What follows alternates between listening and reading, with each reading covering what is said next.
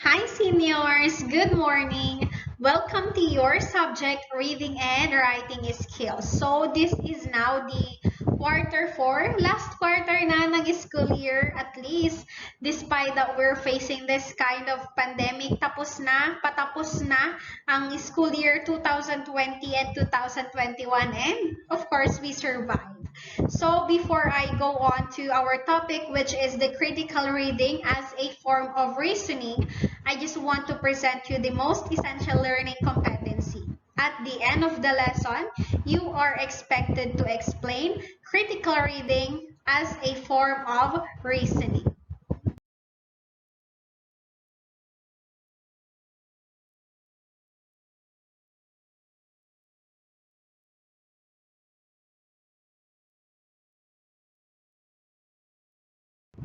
Okay, so first, let's answer what is critical reading. Ano nga ba? Of course, the word critical is not intended to have a negative meaning in the context of critical reading. Kasi mostly kapag ka naririnig natin critical, parang ang negative ng dating natin. Correct me if I'm wrong. Basta kapag ka naririnig natin critical na, sir, ma'am. So, kapag ka naririnig natin yun, parang ang negative na kaagad yung nasa utak natin. But, when we say critical reading, kapag naririnig natin ang critical reading kasi ang negative, ang sakit sa tenga na parang, okay, critical reading, negative vibes. So, no. It is an active, critical reading, an active approach to reading that involves an in-depth examination of the text. Memorization and understanding of the text is achieved. So kapag kasi sinasabi natin critical reading, ito yung very active approach. Kapag ka nagbabasa kasi tayo, there are some students na alam niyo yun, pang mabilis ang basa lang, masabi lang na nagbasa. Yes, they read, pero hindi nila kinomprehend. They did not really understand what is that article or what is that concept all about. Kapag sinasabi natin critical reading, active approach talaga yan. Meron in-depth examination, as in iisa-isahin mo yung mga words. Kapag may mga difficult words kang hindi naiintindihan, i-consult mo talaga si dictionary or si Google. Kapag nalito ka in that article, i-research mo siya from Google ulit. So, ganun yung sinasabi natin critical reading. And also includes memorization and understanding. Nangyayari ang memorization, nangyayari talaga i-comprehend natin, i-understand natin, iintindihin natin mabuti, and of course, ina-analyze natin.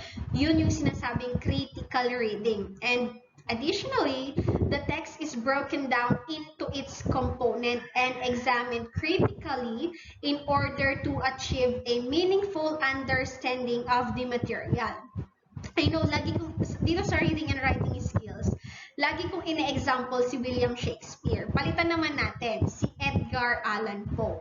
Si Edgar Allan Poe kasi, kilala yan na writer, which is, mostly ang sinusulat ni Edgar Allan Poe ay mga horror stories, kasi minsan nang nasaktan si Edgar Allan Poe, minsan na siyang namatayan, tapos parang ang sakit lagi ng nangyayari sa kanya, yung emotions niya puro mabibigat.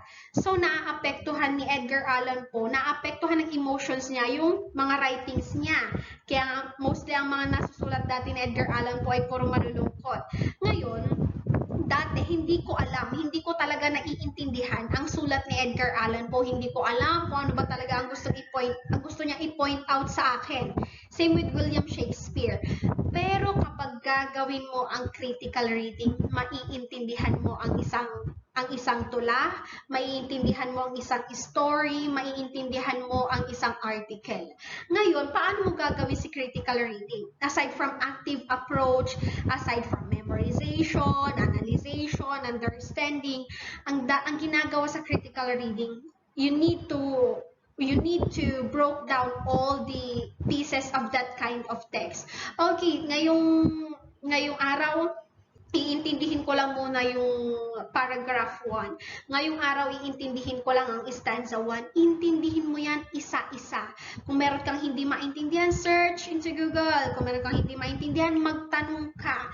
Mag-ask ka. Hindi naman masama ang nagtatanong eh. Kasi the more you ask questions, the more mo maiintindihan ang isang bagay or ang isang situation. And kapag ginagawa mo ang critical reading, mas nangyayari tinatawag natin na meaningful understanding. Isa-isahin mo. Kasi hindi mo pwedeng sabihin critical reading ang ginawa mo kung hindi mo naman talaga siya naiintindihan. So you need to have critical reading for you to have a meaningful understanding of the material. Okay, so you as a student, galing na ako dito. Galing na ako sa tinatawag natin na passive reading and active reading. Galing na ako sa tinatawag na passive reader at active reader. Mabilis ako maka-assess kung sino talaga ang mga passive readers at active readers. Ngayon, anong pinagkaiba nila? Anong pinagkaiba ni passive at saka ni active? Okay, simulan natin kay passive reading.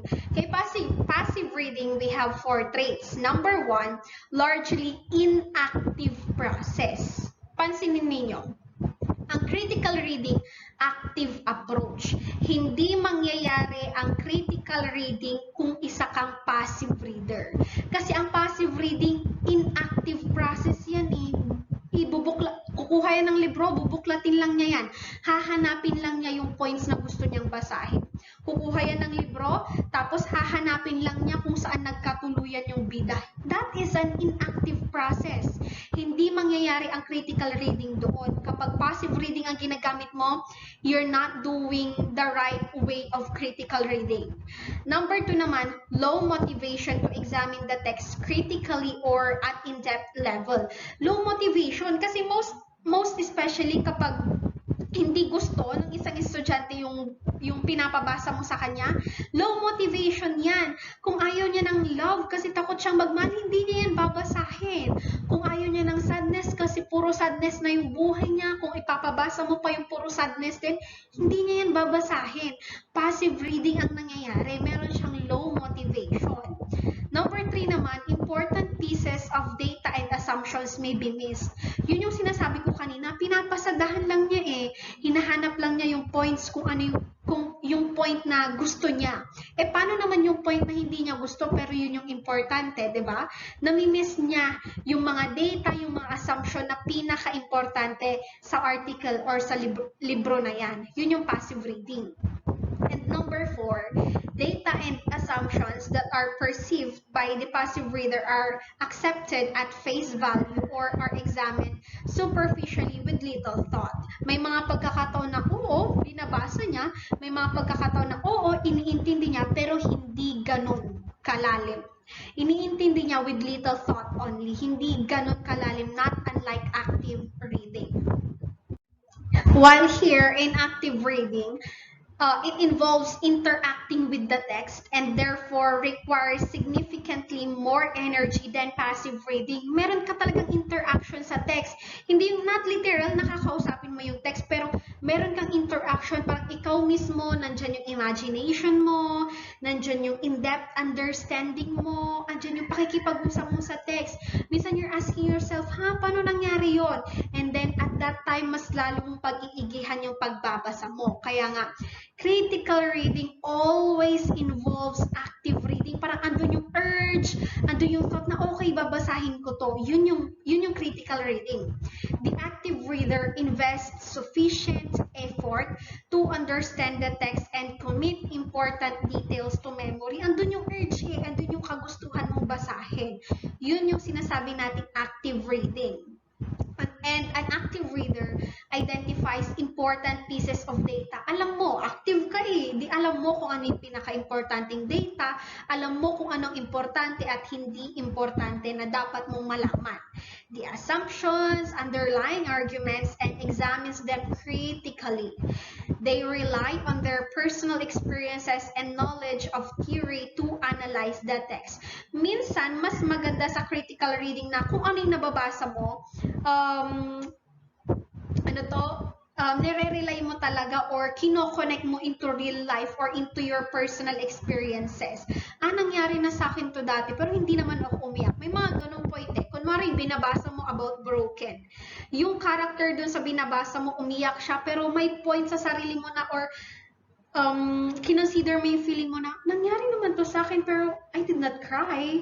I did not even talk to that kind of person. May mga ganong idea So, ginagawa mo or nire-rely mo, kinoconnect mo yung personal experiences mo sa binabasa mo.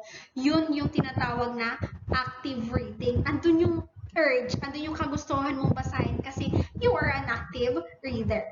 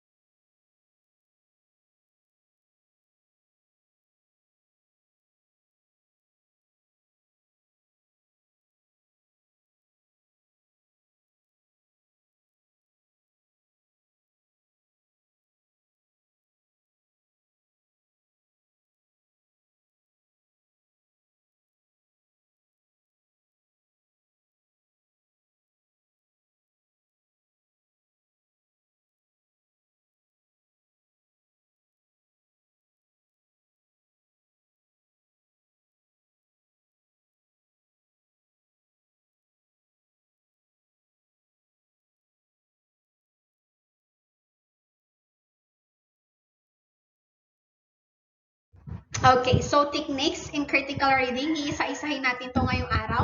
Reviewing, writing, critical reading at least 2 times, summarizing, forming a critical response, and finding a focus for your paper.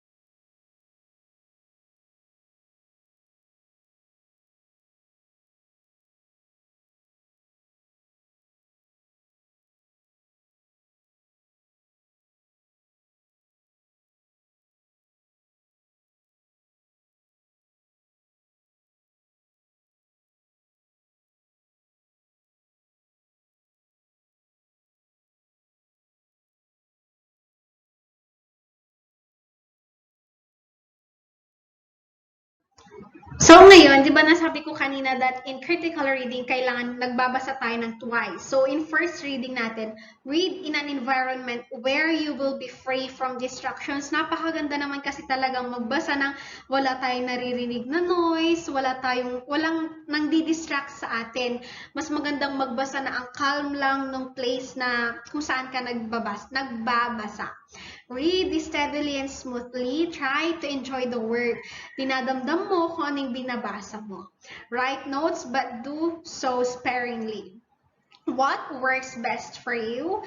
We suggest avoiding your cell phone, television, computer, and music because at that point, mas maiintindihan mo kung ano yung binabasa mo. Mas nararamdaman mo kung ano yung gustong ipahiwatig sa'yo ng author.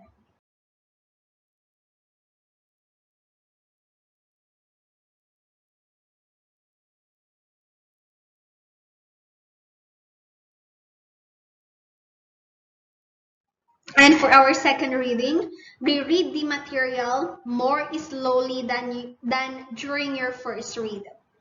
Ano yung purpose ni second reading? Ito kasi, pagka second reading na tayo, ito na yung analyzation, ito na talaga yung understanding. The two most important objectives are understand the content of the material and understand the material's structure. Sa second reading, ito yung pinaka-critical kasi iintindihin mo na siya isa-isa. Mas slower than your first reading.